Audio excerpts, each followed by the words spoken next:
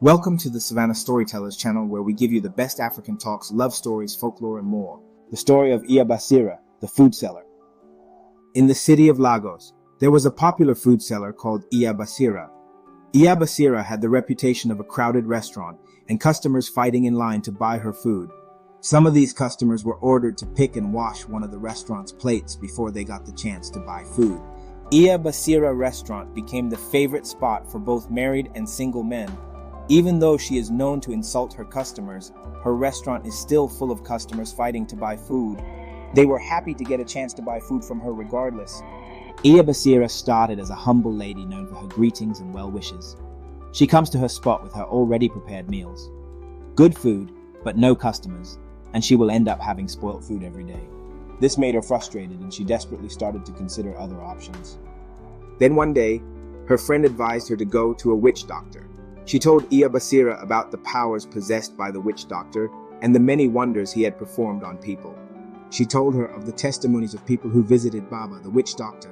In the village of Awoya, Baba, the witch doctor, was known for his powers. People traveled from long distances to meet him. Some came for love potions, some came for business purposes, and others came for different fetish reasons. Baba, this is my friend Iya Basira.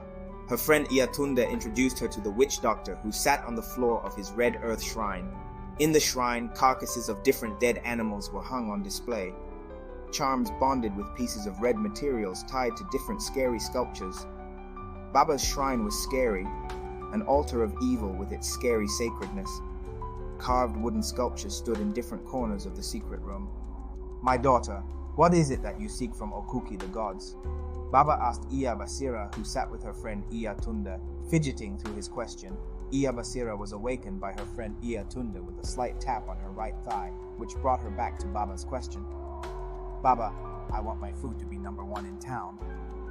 I want everybody to come running to buy my food," Iya Basira told the witch doctor, who smiled, dangling a piece of gong with incantations.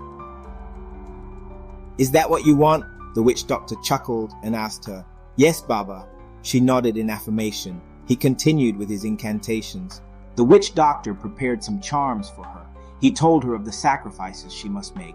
He told her to bathe at a road intersection with the blood of a goat. She must do this at exactly midnight for 3 nights. He told her about the morning ritual she must do every day. "My daughter, every morning you must wash your private part with water and use that water to cook. Nobody must know of this. The day you get caught will be the day of your downfall," the witch doctor instructed and warned her fiercely before giving her the charm. Iya Basira did all she was instructed to do. She then became a household name. Married men stopped eating their wives' food. If it wasn't Iya Basira's food, it was no one else. People struggled to get their orders attended to. Motorcyclists made her spot their favorite home. People flocked to her local restaurant in numbers. Iya Basira became the real deal. Neighbors often ponder how she became popular overnight. Some became suspicious and decided to stay away from her. People would drive from a distance to buy her food.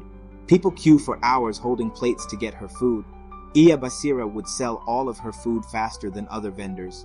People fought themselves in line to get her attention on who came first. Iya Basira continued to enjoy her success for years until luck ran out of her. One day she got to her restaurant early in the morning as usual to perform her daily rituals. Unknown to her, one of her waitresses, Sandra, came very early that morning. She watched Iya Basira as she washed her private part and gathered the water in a container. She became suspicious. She knew from the first day she started working at the restaurant that Iya Basira never let anybody go near that particular container. Sandra decided not to show herself and went to the tiny room behind the restaurant. But she kept wondering, what would make Iya Basira keep such dirty water in a container?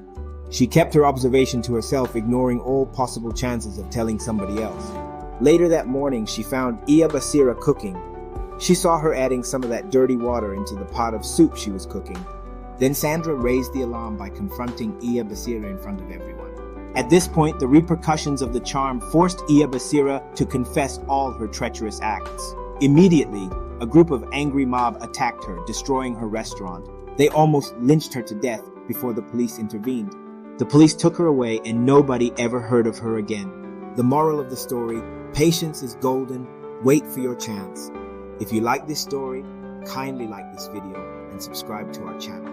We'd like to hear from you. Drop a comment on what you think about this story.